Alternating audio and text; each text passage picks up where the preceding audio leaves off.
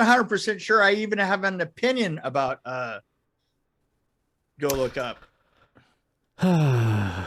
I do, but it's maybe not. I'm kind of all over the place with Don't Look Up. Okay, but anyway. okay. Let's do it. No, look, we're gonna do it right now. Okay. Oh, I'm so sorry. 2 low-level astronomers must go on a giant media tour to warn mankind of an approaching comet that will destroy planet Earth. And it has an amazing cast. It has Leonardo DiCaprio, it has Meryl Streep, it has Jennifer Lawrence, it has like that dude, what's that dude's name? Did you see that there was even a cameo by Ron Perlman in there? Yeah, there's a lot of people in this movie. Really, just right. So how did they cast all these people? How did they cast all these people? I have no idea. They should get an award for that. Because it's the script. I mean, my God. You know what? I gotta tell you something. Not one person would say anything. This is what really got me. That's what I liked about it, though. It was so kind of ridiculous. Not one person said anything that anybody in the world would ever say, would ever follow that word with that word. And they did it so successful. At the very beginning, they said, based on real events that haven't happened. So you're not expecting it to be realistic. Real words that you don't use. I actually liked that part of it, that it was a little off the rails a little bit in that way, but I kind of enjoyed how stupid it was, actually. What they were trying to do, though, was have make a metaphor, which really was not really a metaphor. It's basically saying, look, there's some happening in the country and people are ignoring it and they're going to die because of it. This is great.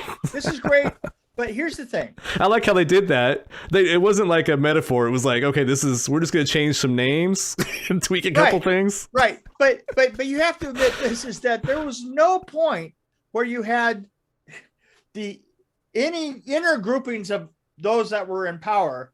There's just no point where there was no division between them, which stinks. I mean, that's just like at least, these days, the Republicans would get on one side and the Democrats would get on the other. Nobody did that. It was just like everybody get together and laugh at these two guys. And then it's, we've got this handled with the Elon Musk character and some of the unlikely shit. Actually, I like the character that was taking down that first mission, and he was like an old school guy. I like how they just went over the top with that. Like, he's giving his speech, and he's like, he's saying all these horrible things about everybody, basically every kind of race and every.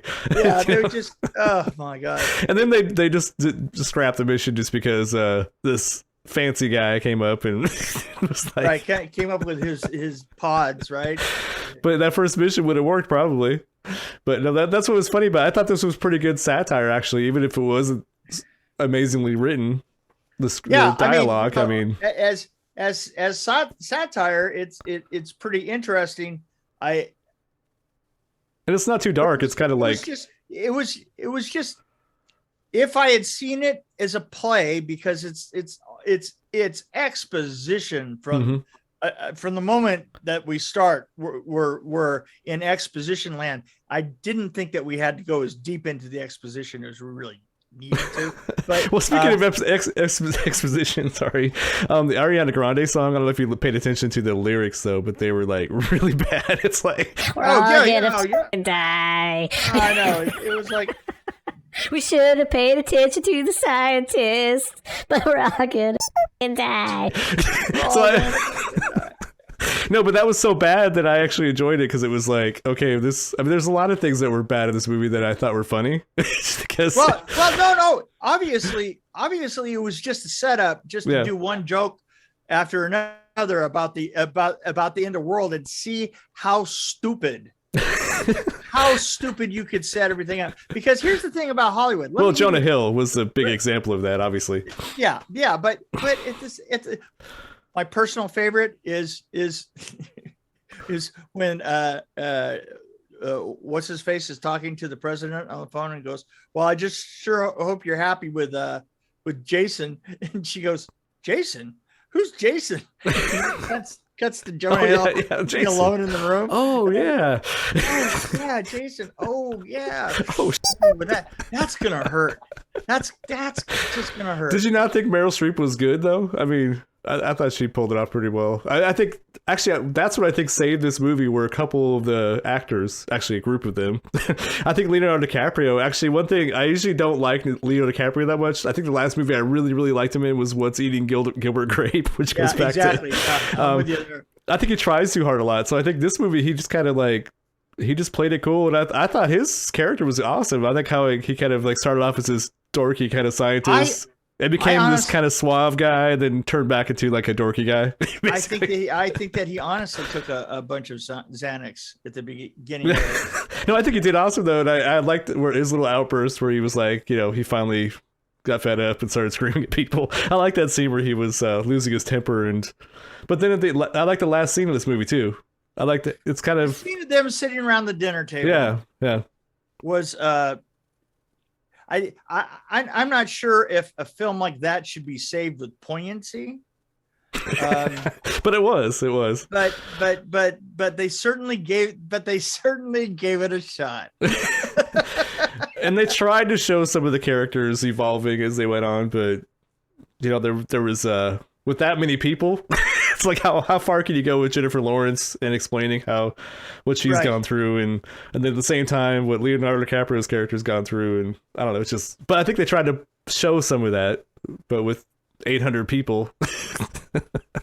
I did like to see. Okay, I like some things that were kind of parallel like the whole thing that they wouldn't talk to these people until they had problems with their polls. Their poll numbers were down. I just think that. I just think it was close to reality. That's one reason. Subtle. You know what? No, it wasn't subtle at all. I'll tell you what. Here's the thing. But why be subtle if it's a satire?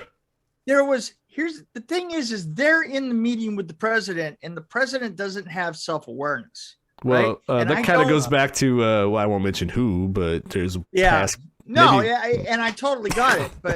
But the thing is that's not something that. I mean.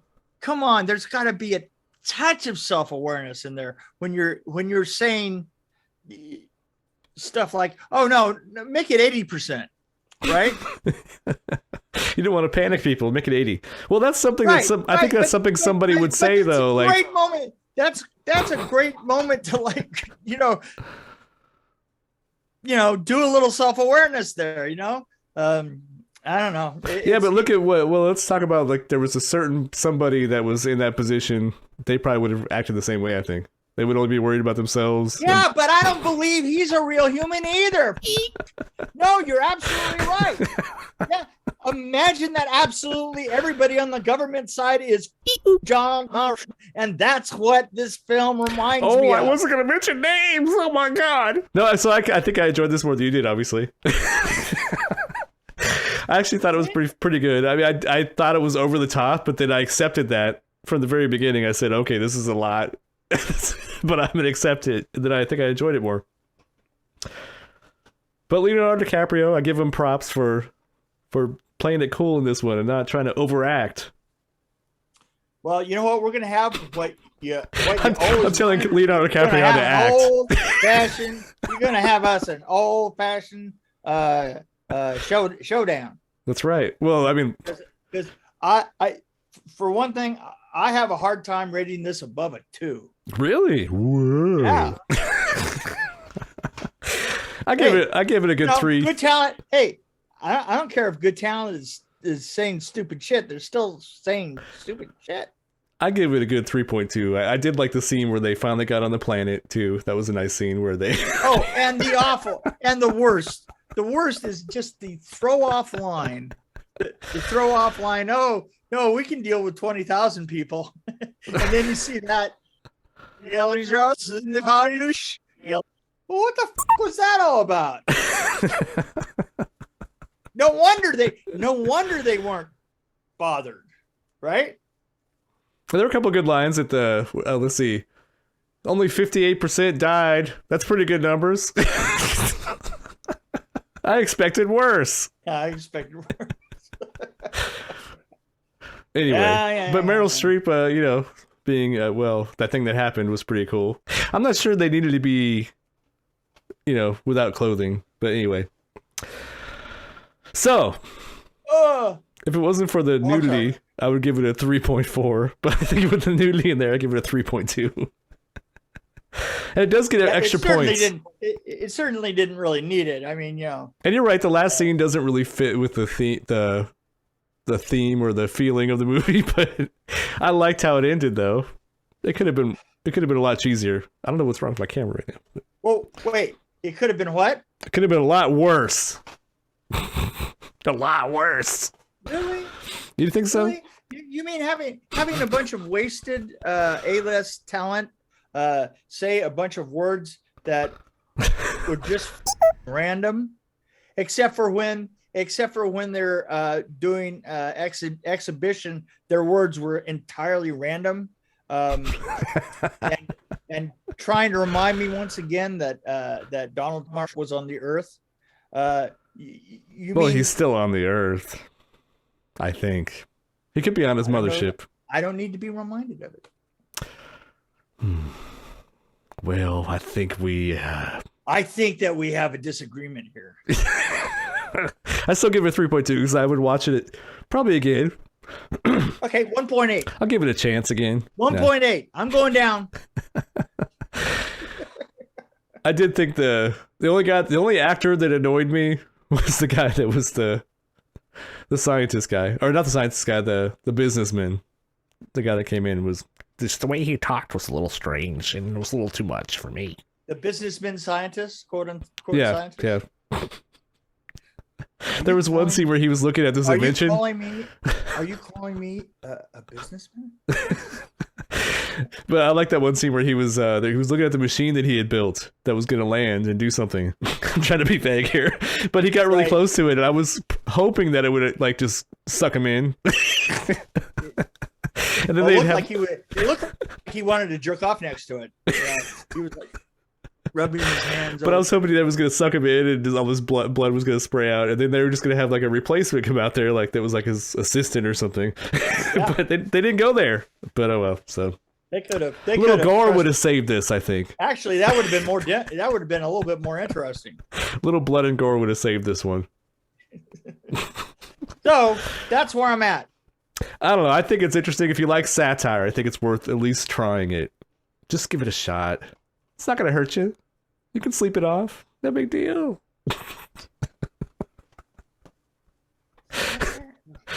I'm talking about a movie. It sounds like the fact that they made the film is the ultimate satire. Maybe that's it. Maybe that was the goal.